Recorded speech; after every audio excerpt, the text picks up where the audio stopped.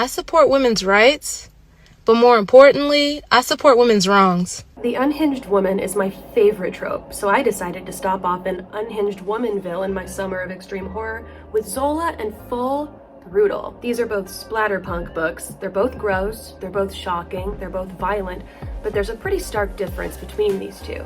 I gave one of them 5 stars and one of them 1 star. One of these is actually the worst book I've ever read, and that's where we're gonna start. Hi, I'm Shelby. I make content for the morbid and the morbidly curious, and today's a cozy day, so I'm in my big cozy sweater. I got my cozy little tea. I got a new microphone. So let's talk about Zola. Zola is, in my opinion, hot stinky garbage. It has a 3.5 on Goodreads, so I know people like this, but I hated it. To me, this felt like an 8th grader wrote it in 3 hours and then didn't look at it again before turning it in. There are more grammatical errors than I can count in this book. This really was the poop that took a pee by Leopold Stotch. That's it. That's the book. There's not even really a lot of plot to describe, but I owe it to you, so let's get into it. Andrea Zola loves cheese. She's a relatable queen for that. Me too, girl. No, I did not let this book take cheese from me. I just couldn't eat it while I was reading the book. Andrea is married to Tony Zola, who is a literal monster. He beats the crap out of her, he insults her, he assaults her. Just a real piece of shit. So they have a baby, and Tony decides to give the baby a stupid name in order to toughen him up just from the jump. What's that name? I'm so glad you asked.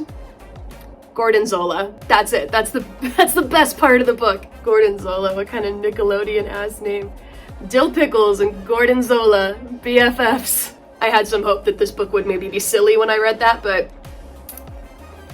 I'm sorry, no. So flash forward, and now Gordon Zola is 7 years old, and it kind of looks like maybe Tony is stepping up. Like they're spending a lot of time together. Also, Tony is coming home with random wads of cash for no reason. Gordon is telling his mom that his dad's friends are giving him like candy and stuff. I made a note in the book that just says sus. Sus indeed. So one night Gordon comes home from the bar. Oh yeah, Tony takes Gordon to a bar. Sus. So one day Gordon comes home with a black eye, and Andrea's like, why do you have a black eye? And Tony is like, oh, the other kids beat him up. He's a little wimp. Of course he got beat up by other kids. But then Andrea hears Gordon crying that night, and she goes into his room, and she finds evidence of essay in Gordon's pajama pants. And she just knows. She knows immediately that it was Tony. She asks Gordon, he's like, yeah, it's dad and his friends. So Andrea imagines the classic like angel and devil on her shoulders. And the devil is like, you should kill him. And the angel is like, cut his dick off. Don't worry, she also eats some of it. I know you really wanted to know that. And she also covers it with cheese. Buckle up, it gets so much worse from here. So eventually they run out of food because Tony was the breadwinner. But then Andrea remembers that his body is just decaying in a closet. So yes, they just start eating the dad, and she cooks it up, and she covers it with cheese, and she calls it cheesesteaks, and it becomes like the only thing that these people eat. Oh, and also the first time she goes up there's like flies everywhere, and they fly into her mouth, and she calls them croutons. Girl, what? So they finish the dad eventually, and then she starts on all of his friends, and then she just starts inviting random men over. And now we're 20 years later, and Gordon is in his 20s, and he thinks this is normal. This is like their poop knife. Cheesesteaks is like their poop knife. Oh, also, of course, he's sexually attracted to his mom. Why would he not be? He's also super gross, like she's never taught him anything. And he keeps his, man, it's gonna be hard to describe the rest of this book. He keeps his man gravy, in a jar, and he eats it, and he calls it Gordon cakes, and it's fucking awful. Everything is awful. He also calls his quinoa his thingus, and it's horrible every time. Anyway, one day he wakes up and his mom is dead. So she's dead. They've been eating nothing but these cheesesteaks for 20 years. So I don't know, scurvy, gout, she's dead. RIP to our unhinged cheese queen. The only food they have in the fridge is a severed head, And eventually Gordon runs out of that, and like, what other food sources in the house? Mom. She's been dead for at least a week, mind you, and now she's gonna have to become food. But Harold is an idiot who never learned anything, so he cuts his hand open, trying to cut a chunk out of her. He doesn't really care though, because it's time for necrophilia and cannibalism all wrapped up in cheese. Like, I'm supposed to be a dog eating this book. Like, and it's on a level of like, it's stuff I never even would have thought of, like in my life. I will read one sentence so that you can kind of see what I've gone through. Bam. He slipped the other end of the straw into his mouth, careful not to let any of the liquefied cheese seep out.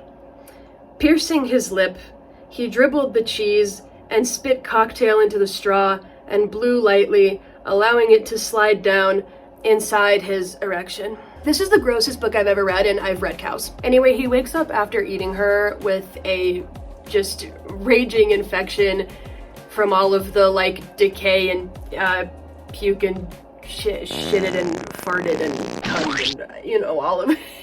Because remember, he cut his hand open, so it's all in his hand. And then he chokes on his own puke to death. And then he joins his mom in the afterlife so they can poop back and forth forever. The end. That's the book. That's Zola. That's it. 1 star. I hated that. I spared you guys so many details. Every single thing in this book is so disgusting and so detailed. And then the first line of the author's note is probably the best part of the whole book, aside from Gordon Zola's name. It just says, "Full disclosure, I hate everything about this story." Girl, me too. I shouldn't have read that. I almost wish that I would have got a physical copy so that I could throw it in the garbage. Anyway, now we get to talk about the book that I actually liked. We get to finally talk about Full Brutal by Christopher Triana, and that title does not mess around. This book is insane. This is just some high octane, pedal to the metal splatterpunk that doesn't let up for a second. Usually when a book is this splatter heavy, I have a tendency not to like it, but this one has the benefit of having a main character who is so unhinged, so malicious, so sexy that I have absolutely no choice but to stand. She's an icon, she's a legend, and she is the moment. I don't know how Christopher Triana managed to combine Mean Girls, American Psycho, and Little Shop of Horrors. That's the most insane Venn diagram I've ever read, but I was picking my jaw up off the floor like once a chapter. Like, this book was crazy. So Kim is a popular cheerleader in her junior year of high school, and she wants to lose her virginity because her BFF Amy told her that it's so life-changing, like she's one of those. The only problem is that Kim doesn't like boys her age, so she sets her sights on a bigger target, and it's her health teacher. And she seduces him so fast that I don't even care if he lives or dies. He dies. But leading up to his death, Kim decides it would be a good idea to infiltrate his family and destroy them from the inside. And it's all so evil. She befriends his daughter, who is a sophomore at the same school, and they get together and she teaches her like cheerleading moves. She's always at the house. She is making it a point to be on this family like white on rice. He can't get away from her. So she doesn't actually care about his daughter, whose name is Caitlin, by the way, making the cheer team. Obviously, what she's actually doing is orchestrating an essay between Caitlin and her like on again, off again situationship Derek.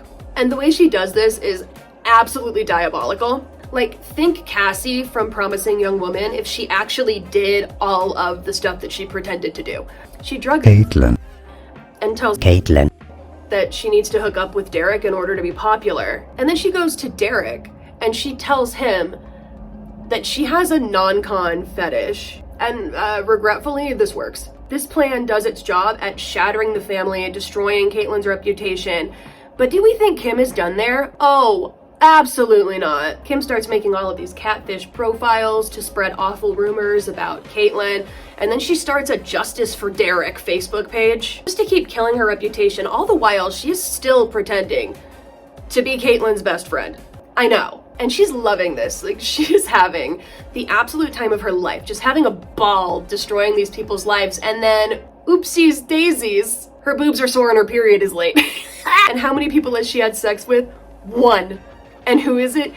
Caitlin's dad, her health teacher. So she calls the teacher, his name is Mr. Blakely, and says that she needs to talk to him about Caitlin. She doesn't need to talk to him about Caitlin. So they meet in an abandoned strip mall parking lot, and she tells him that she's pregnant, and he just starts punching her in the stomach. I want him to die, actually. And lucky for the reader, she pulls out a knife and stabs him. And you better believe she's gonna hump him while he's taking his last dying breaths. She's demonic. And she stages the scene to look like it was a drug deal gone wrong, using the exact same pills that she used to drug Caitlin at the party earlier. I'm terrified of this girl. So where is Caitlin in all of this? We don't know.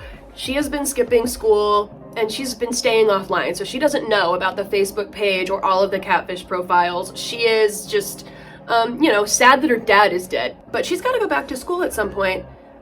And all of this, she finds out about it so fast and it sends her into a huge tailspin. She goes to the hospital and she ends up doing an unalive, just right in front of Kim and her mom. And Kim is loving this. So the police are investigating all of this at the Blakely house.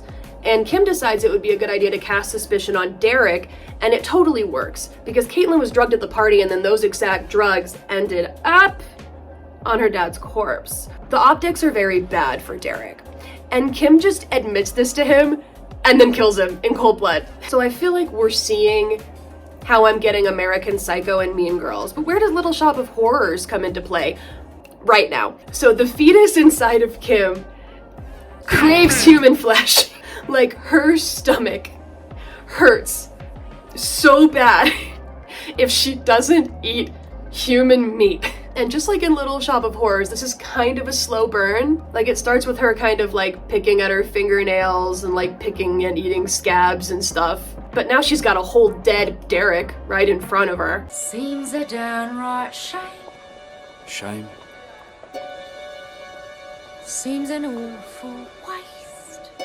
So she cuts him up and she puts a bunch of him in the fridge, and then she puts the rest of him in the bathtub with lye that she bought off of the internet. She also chops off his, dare I say, thingus, and puts it into a hollowed out, spicy toy. And there's a reason I'm telling you that. It's, regretfully, it's gonna come back.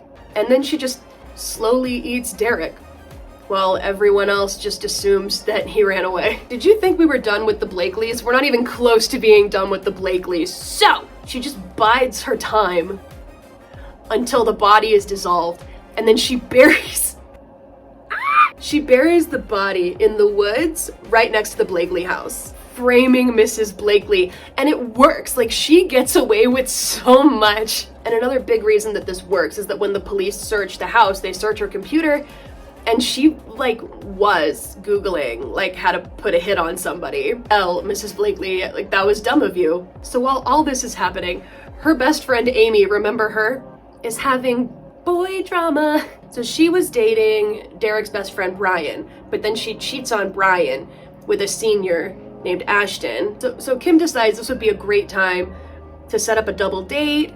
It's her, and it's Amy, and it's Ashton, and it's Ashton's friend named Keith. Really just so she can cook Derek into a lasagna and feed it to them. Like, it's very Titus Andronicus. She also secretly records Amy cheating on Brian, and she does put it on a corn site, but then she takes it down because, remember, she plays the long game. So eventually Kim runs out of Derek meat, as one does. He will not last forever. And she decides on a target. It's her friend Dakota. I haven't really brought her up because she's not really entirely relevant until right now. She goes over to Dakota's house, and remember, she's really hot. She seduces Dakota and then kills her. Takes a bunch of the meat and then just drives home. Like, nobody suspects her yet.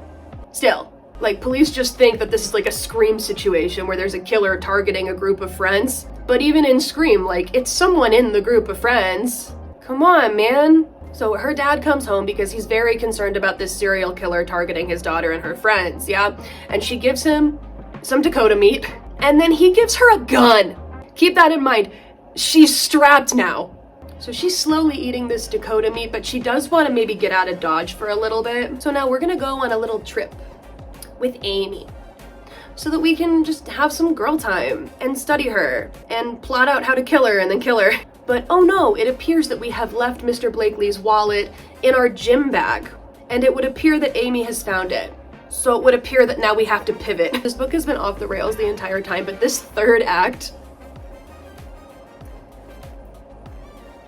buckle up, buckaroo. This is, it's one of the most insane things I've ever read. So she beats Amy over the head with a blow dryer, ties her up, and then puts Derek's decaying pee-pee inside of her. Yeah, that happens. And then she invites Ashton over for a threesome, but actually she just wants to do stuff to him in front of a bloody, beat up, distraught Amy.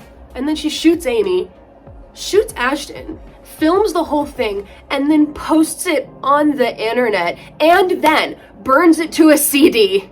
And because now she has a gun, what is stopping somebody this evil from going on a killing spree? The answer is nothing. So she's just heading to her cheerleading practice in the car. So she shows up to cheerleading practice. She's got her phone out because she's live streaming all of this on Facebook. And yeah, she takes out most of them, and then she goes into the bathroom so that she can take a couple of hostages. But then while she's there, she has a complete mental breakdown. Like, she's seeing dead people, and the baby is trying really hard to like claw its way out of her. So she takes a box cutter. Yes, she also brought a box cutter to the party and tries to cut it out of herself, which does kill her. And that's the way that the book ends. I did give this 5 stars, even though this whole entire book is just unhinged bitch being unhinged. Like, she's so crazy. Ask me what her favorite music is. It's Halloween sound effects, specifically those that contain chains and people screaming. This is how she drives to school. Ask me what her favorite movie is. Cannibal Holocaust. This is maybe the most unhinged woman that has ever unhinged woman. Like, and another great detail is that she talks like Patrick Bateman in her internal monologues, but then when she's talking to people, she's so normal teenage girl. Like, she's so calculated. I don't know, this book broke my brain, but I loved it. I can only recommend this one to people who already read extreme horror because it's so wild.